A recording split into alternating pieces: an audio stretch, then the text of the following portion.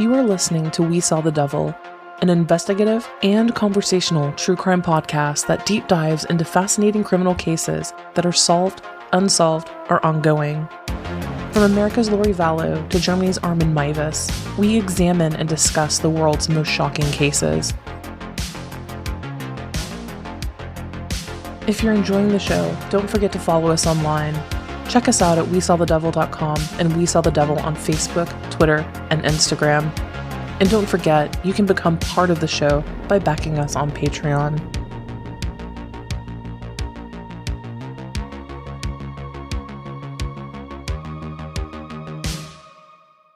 Hello everyone, you are listening to We Saw the Devil. This is Robin, and breaking news on today's episode, guys. I did have an episode planned to be released this evening anyway, but I had an entire different outline to go over. And I will continue to use this outline, but on a future episode, because now is not the time.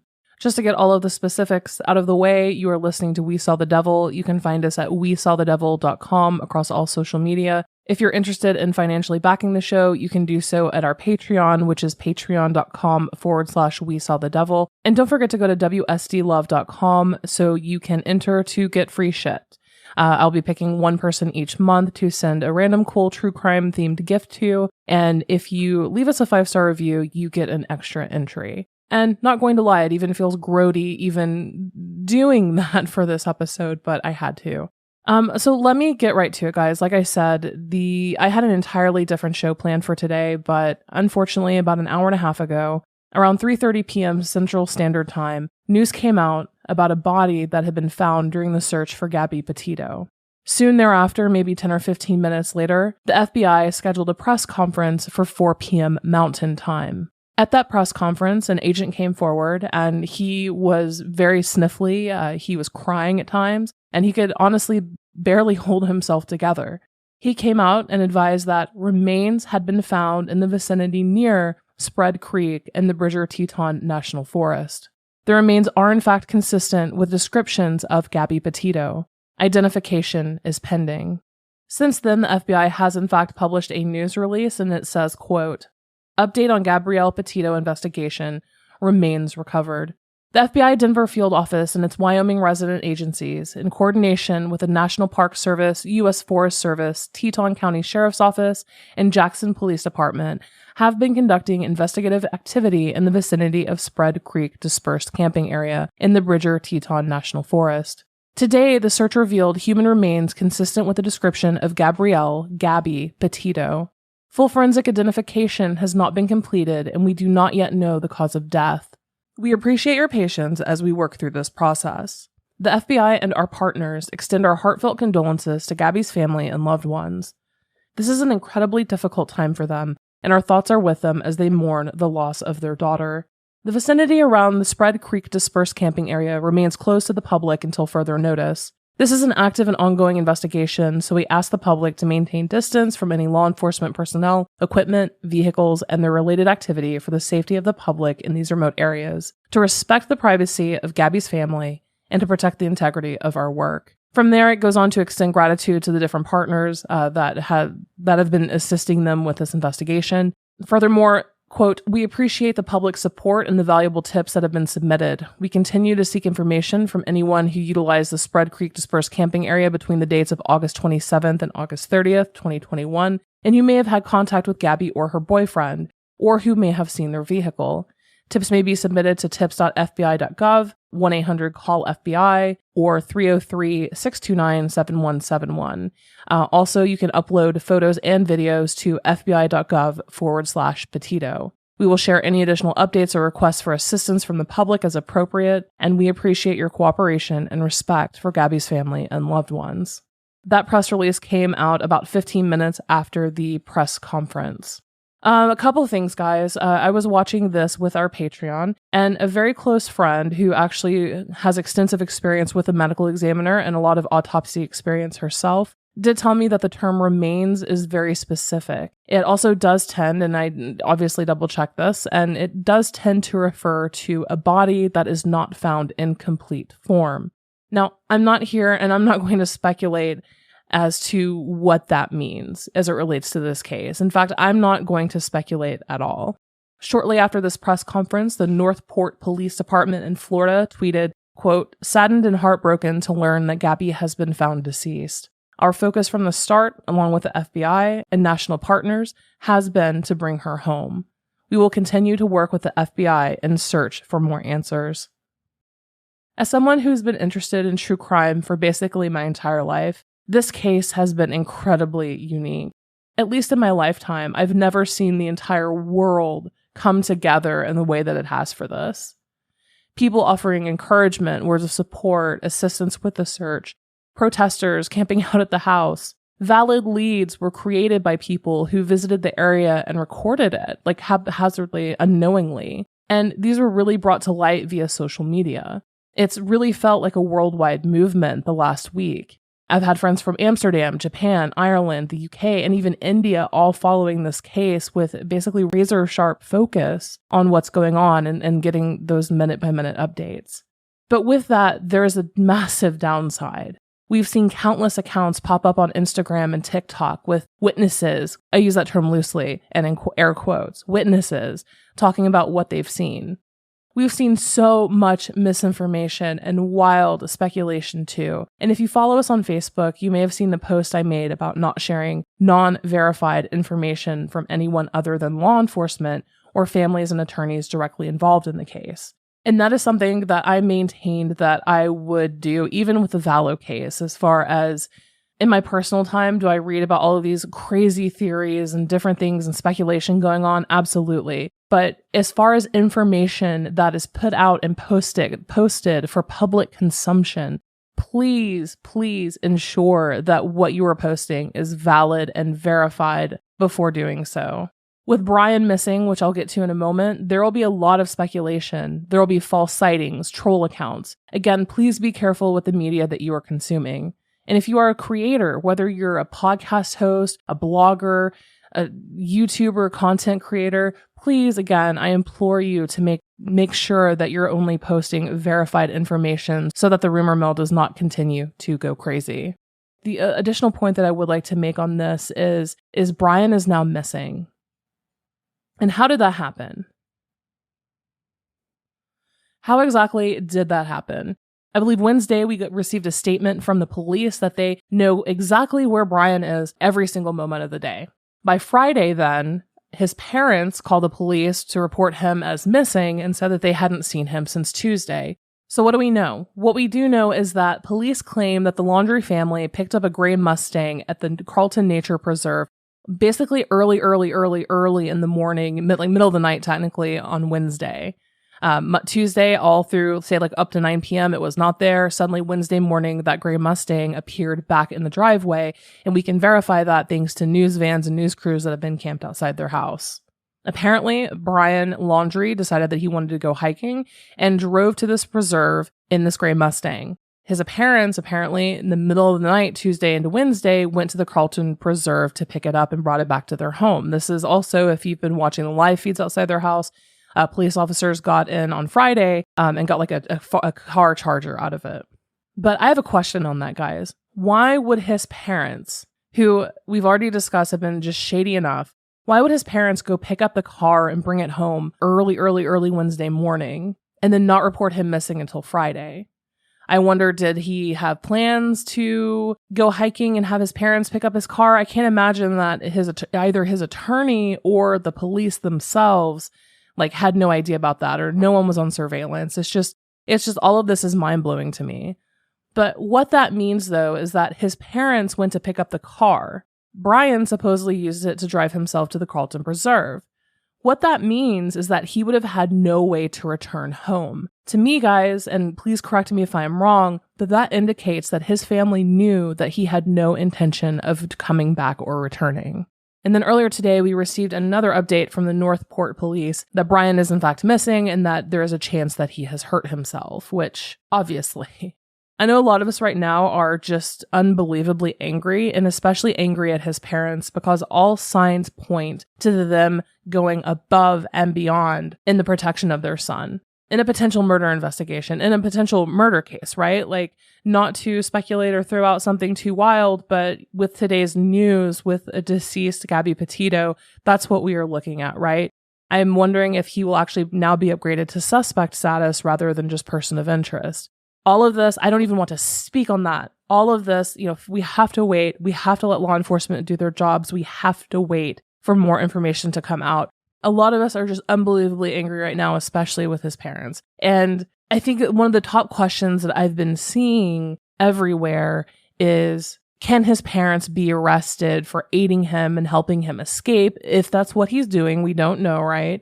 Can his parents be held legally responsible, or can they be prosecuted? And that's actually a very, very interesting topic. In the UK, there was a case where a schoolboy actually strangled his 17-year-old girlfriend to death in his bed. He did it with such force. He smothered her with a pillow, and it was with such force that it actually left, quote, a face mask indentation in the pillow. His name was Elliot Turner. His girlfriend's name was Emily Longley. He murdered her in his bed, and then he was getting ready, because he's millionaire family, he was getting ready to flee to Spain, packed his bags, getting ready to go. His father and his mother decided, no, we can take care of this. So they lied, and they sent the police on like a goose chase, trying to protect him. They lied about everything. They were trying to destroy evidence and lie. The police ended up bugging their home and hearing them basically admit to destroying a letter of confession with bleach. And so they were actually able to arrest everyone.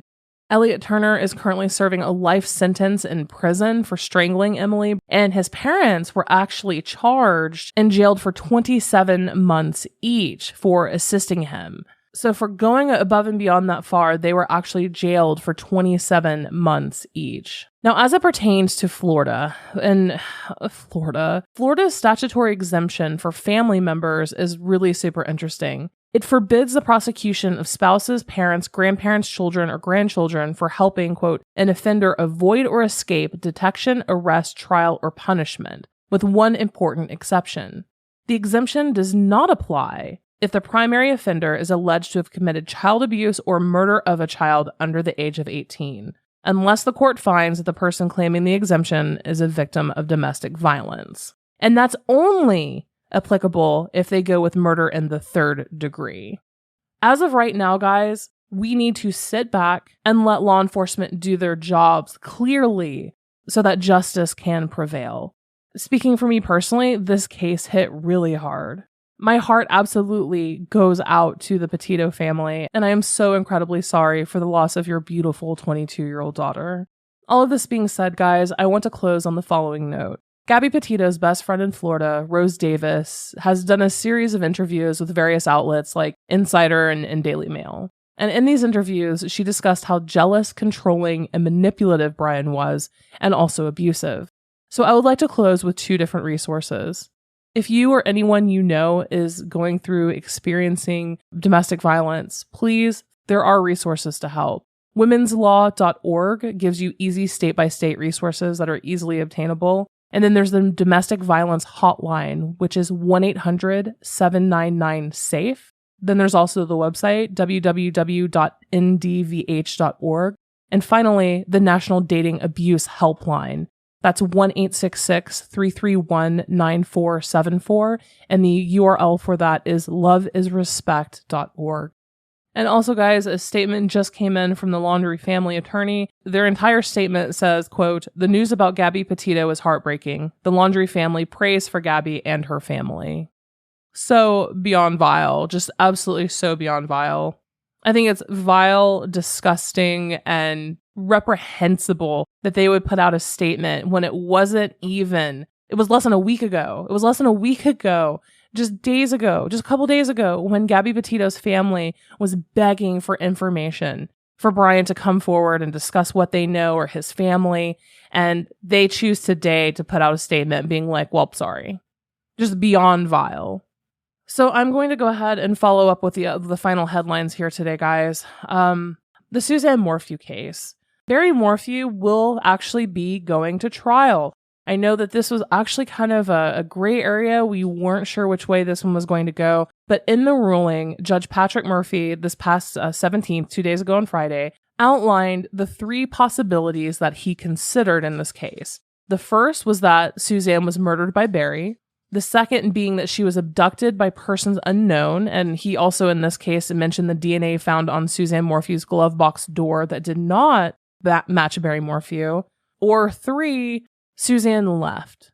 She gone girl. She just ghosted and left without telling a soul or taking her purse, money, anything. Now, the judge did not believe that the state proved through evidence presented at the preliminary hearing that they proved first-degree murder. So a bond was actually set at $500,000 cash. And yes, Barry Morphew will have to pay every single penny of that in order to walk out of the jail. Now, if he can pay the money, then he can get out tomorrow, Monday, with an ankle bracelet. There would be multiple stipulations attached to this, such as him not being allowed to leave Chaffee County, along with a whole list of people that he's not allowed to contact at all. This would include various potential witnesses, and obviously Suzanne Morphew's family. The judge also spoke about the lack of proof of premeditation. He said that Barry finding out that Suzanne was having an affair basically gives him a motive, and feelings of hurt, anger, jealousy, and desperation. It could lead someone who is typically pretty normal to act differently, like to harm someone who has harmed them. So with all of that being said, and just kind of analyzing it and reading through the lines, it does appear that the judge kind of says, yeah, he probably did it, but not in a premeditated manner. Regardless, he will be heading to trial. Also, guys, the arrest affidavit will be released tomorrow as well. So here is your 24-hour warning on that. This is the document that we have been waiting on for over a year. And as soon as it is released, I will be researching for the next episode on Tuesday, where I will closely dissect it and discuss the evidence and timeline of events from the state's perspective, like from the investigations and how we got to that arrest affidavit. Currently, his trial is set for May 3rd, 2022, and ends on June 1st. This is going to be the next big case that I cover consistently on this podcast. So if you are unfamiliar with the case and the rabbit hole of Suzanne Morphew, listen to the previous episodes that I've done on it. Guys, True Crime Underground, who many of you know from the Lori Vallow case, also has one for Suzanne Morphew. So look up True Crime Underground, Suzanne Morphew, and join the discussion there. Also in big news this week, at the end of the week actually, millionaire Fred Durst was found guilty of first-degree murder. He was found guilty of the murder back in 2000 of his friend Susan Berman at her home in Beverly Hills. What could his motive have been? Well, she was murdered just hours before she was scheduled to talk to law enforcement about the disappearance of Durst's first wife, and she hadn't been seen or heard from since 1982. And if you want to learn more about the case, because there are so many twists and turns and so much has gone on, HBO actually did a really great series on it. And what's fascinating about it is that Robert Durst himself actually took full part in it. Like, he was in it for the whole thing. What's also more shocking is that he was actually arrested the night before the season finale. Like, this series was almost over, had one episode left, and then he was arrested the night before the finale. I mean, talk about timing, right? In any case, since California has a moratorium on the death penalty, he will likely get life in prison without parole. Considering he has bladder cancer and a shunt in his head, it's likely not to be too much longer. But guys, sometimes the wheels of justice turn slowly for one reason or another, and I'm just glad that that asshole is going to prison. Last but not least, last piece today, guys. Allison Mack, former member of NXIVM and Keith Raniere's favorite recruiter, began her prison sentence. If you've been living under a rock and somehow haven't heard about the secret society called DOS within the self-help MLM NXIVM, it was basically created for Keith Raniere's sexual pleasure. Women would be chosen from NXIVM, brought into this secret group, made to feel really good and special in the secret group called DOS. They would have his initials tattooed in their pubic regions, their movements and lives controlled by higher up, quote, mentors like Alison Mack and others. And then eventually they would be sexually abused at Keith's discretion. He would use them literally like his own personal slaves. Since Allison Mack was only sentenced to 3 years in prison, she's been living with her parents waiting for the day to come for her to report. Allison was originally supposed to report on the 29th, which I actually had marked down to discuss that in a future episode. So it is a bit curious that she reported here on the 13th, about 6 days ago, to the Federal Correction Institution in Dublin, California. This is also the same prison at which Lori Loughlin and Felicity Huffman served their sentences in the college admission scandal. So she is going to that same facility. But guys, this is all I had today, and apologies if this seems scrambled or odd in any way. I had a whole outline, and obviously the breaking news today is just heart-wrenching, gut-wrenching. I cried. I don't know about you, but I cried. And I obviously had to discuss the new developments, considering that I had to get an episode out today. But thank you for listening. Again, you can find us at WeSawTheDevil.com. All of this information is on our website, guys. Just WeSawTheDevil.com. You can find our Patreon, social media accounts, handle, send us an email if you have any questions, and so forth. And again, for the National Domestic Violence Hotline, womenslaw.org, and the National Dating Abuse Helpline, I'm going to be posting some links in the story and the show notes. Again, if you or someone that you love is experiencing domestic violence or you suspect it, please do not hesitate to reach out for these resources.